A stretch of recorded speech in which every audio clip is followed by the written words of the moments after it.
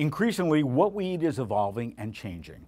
Not only are large brands and supermarkets spending time, space, and money on foods that are organic or local, but consumers are becoming more suspicious of big food companies and more conscious of what they put in their bodies.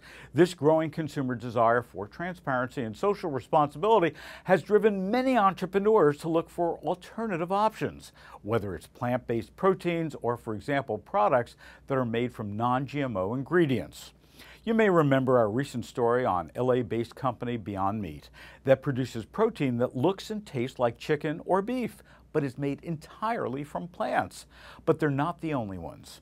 Take, for example, Impossible Foods, a company that's also working on plant-based meat substitutes and currently developing the, of course, Impossible Burger.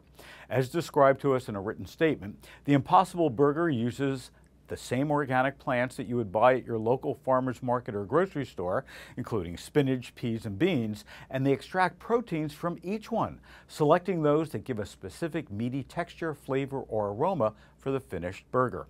Those proteins are combined with simple natural ingredients like amino acids, vitamins, and fats, all from plants, to create the three main components of meat: muscle, connective tissue, and fat. The result is the Impossible Burger, which you can cook and eat just like a conventional animal-derived ground beef. Companies like this are quickly gaining support and attention from venture capital firms. According to Forbes, over the past 5 years, venture capitalists have invested, get this, nearly $570 million in food companies. Much has gone into the high-profile food replacement companies like Soylent, a powdered drink composed primarily of carbohydrates, but also companies like Impossible Foods. Back in October of 2014, Impossible Foods revealed its company publicly to the Wall Street Journal, who noted that they're one of the top-funded companies with about $75 million in venture capital from Khosla Ventures, Google Ventures, Mr. Lee's Horizon Ventures, and of course, Bill Gates. Gates is a backer of several others, including Hampton Creek, the San Francisco-based startup that makes plant-based egg substitutes for mayonnaise and cookie dough. There's also Modern Meadow, a Brooklyn-based startup that's developing an edible cultured meat prototype and bioengineered leather products that don't require animal slaughter. Modern Meadow has funding from tech venture firms Sequoia Capital and Artist Ventures.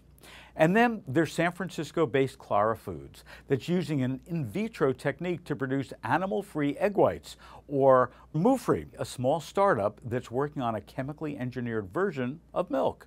And who can forget Exo, the company that's making products like protein bars from cricket flour. Exo is part of the New York-based Cell Foods, a program that supports early-stage packaged food companies with revenue of up to $1 million. While some are more skeptical of the tech world's approach to food, Marion Nessel told Business Day Live, the people who are doing these things are evidently not foodies. They eat to live, but they don't live to eat, apparently. There is no denying that this is the way of the future. As consumer tastes and wants continue to evolve and become more specific, food innovators will be there to create it, and most in Silicon Valley. Be sure to subscribe so you'll never miss an episode, and visit supermarketguru.com for more information and more videos just like this.